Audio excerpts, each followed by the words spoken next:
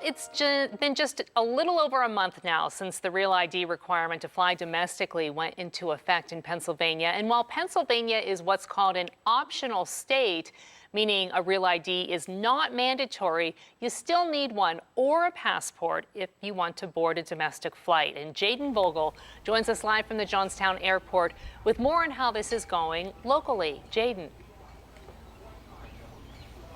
Well, Jen, PennDOT officials tell me that the demand for a Real ID has been steadily declining now that we are about a month into the requirement. But DMVs across our region are still seeing residents coming to get one. PennDOT officials say nearly 30% of Pennsylvanians have opted in to getting a Real ID so far. The Real ID is a form of federally accepted identification that's required to fly domestically or to get into certain federal buildings. Pennsylvania residents can apply for one online or at select driver license centers. If you don't have a Real ID, a valid U.S. passport or military ID will still get you through TSA. I talked to a manager at the State College Airport, and he said the transition to Real ID has gone surprisingly well. At the Johnstown airport, a manager echoes that evaluation.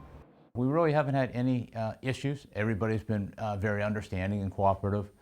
Passengers with the Real ID, they're able to go through TSA as normal. And then anybody that does not have the Real ID, they just are subject to some additional screening. And while Pennsylvania is an optional state, if you plan to fly domestically this summer, you will need to get either a Real ID or an alternative form of federally acceptable ID to avoid identification delays at TSA. For more information on federally acceptable IDs, visit WJACTV.com. Reporting in Cambria County, Jaden Vogel, 6 News.